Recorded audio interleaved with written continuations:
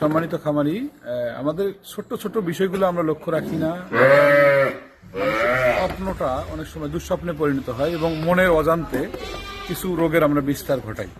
এরকম একটা বাছুর আমাদের হাসপাতালে নিয়ে এসেছে। আপনি দেখেন বাছুরটা খুব ছটফট করতেছে এবং মুখ দিয়ে লালা আসতেছে।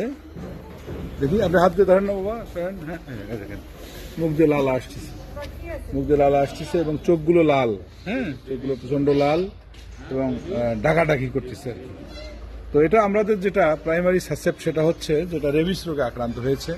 কারণ রেবিসের যে কনফার্মেটরি ডায়াগনোসিসের মধ্যে যে সমস্ত সিমটমস আছে, যেমন মুখ দিয়ে লালা আসা, তারপর হচ্ছে ডাকাডাকি করবে, পেটটা ছোট হয়ে যাবে, কাঁপুনি দেবে এবং অস্থিরতা প্রকাশ করবে এবং লাফ দিয়ে উঠবে, আবার পড়ে যাবে। যেহেতু বাচ্চাটাকে বান্ধা রাখছে আমরা খুললাম না। তো আমার এই ভিডিওটার মূল মেসেজটা হচ্ছে, যেহেতু আমাদের দেশে এখন আগন্তুক কুকুরের সংখ্যা খুব বেশি, কখন একটা কুকুর কামড়াবে সেটাও কিন্তু জানে না। আমাদের মালিক আছে, আমি কথা বলছি, আপনি কি দেখছেন কুকুরটা? না, আমরা দেখিনি। উনি টেরও পায়নি, আমরা টের পাইনি। মানে এটা তার পক্ষে মার্ক করাও সম্ভব না।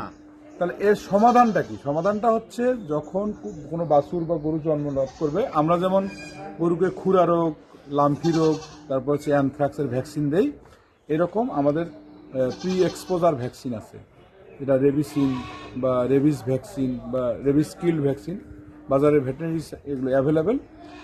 কেউ যদি কোনো প্রাণীকে প্রতি বছর একটা করে 1 ml করে আপনি মাংসের মধ্যে দিয়ে দেবেন অথবা চামড়ার নিচে দিয়ে দেবেন, প্রতি বছর একবার করে দেবেন। জাস্ট অল্প খরচ, যেমন 700 বা 500 টাকা হলেই একটা 10টা গরু কিন্তু অনায়াসে এটা মুক্ত করা সম্ভব। তাহলে এই গরুগুলো যখন রোগ প্রতিরোধ ক্ষমতা ভ্যাকসিন দেওয়ার পরে অর্জিত হবে, সে যদি বাইরে কোনো কুকুরের সঙ্গে স্পর্শ আসে কখনো বা হঠাৎ করে কামড়ও দেয়, তাহলে আশা করা যায় এবং ভ্যাকসিনের যে পোস্ট ইমিউনিটি অনুযায়ী এই রোগে আক্রান্ত হবে না। আমরা আসুন, এই যেহেতু আমাদের একটা বড় ক্ষতি, প্রায় এনার আজকে 50-60-70 হাজার টাকার একটা বাছুর, এটা হয়তো লক্ষ টাকারও বাছুর হতে পারত, কিন্তু আজকে স্বপ্নটা ভেঙে গেল।